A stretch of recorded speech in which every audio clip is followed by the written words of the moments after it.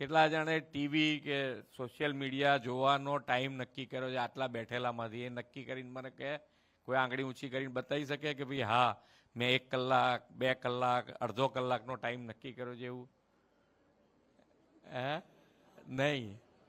જેટલી ઈચ્છા થાય એટલું જોવાનું એમ ને? કોઈએ નક્કી નથી કર્યો? શું વાત છે? બોલ ભાઈ.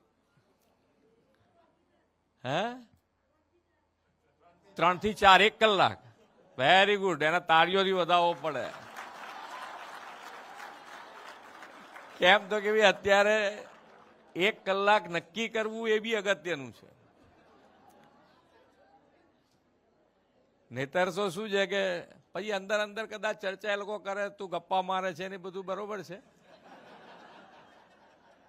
એ એમનો પોતાનો બધાના આમાં શું છે, મિત્રો બધા એકબીજાને જાણતા હોય પણ છતાંય એના મગજમાં છે કે મારે આ નક્કી કરવું છે, એના માટે બી એને પ્રોત્સાહિત કરવો પડે કે ભાઈ આ કરવું જરૂરી છે.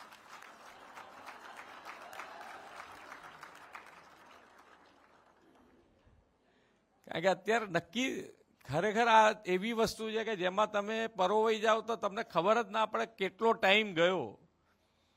અમારા બધામાંથી પૂછો તો એમને ખબર ના પડે. સોશિયલ મીડિયા ચાલુ કર્યું એક વખત તો કેટલો ટાઈમ થયો ને કેટલી રોટલી ખાઈ ગયા એ ખબર ના પડે જો ખાતા ખાતા જોતા હોય તો. સામેથી બૂમ આવે કે હવે બહુ થયું, પતી ગયું છે એમ.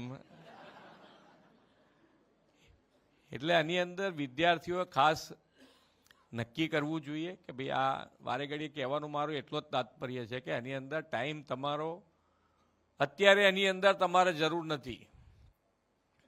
તમે મોટા થઈ જાઓ પછી થોડો ઘણો ટાઈમ વધારે ઓછો તમે કરો બરોબર છે, ભણી લીધા પછી, પણ ટાઈમ તમે નક્કી કરજો તો તમારા ભણતર માટે એ ખૂબ આવશ્યક રહેશે.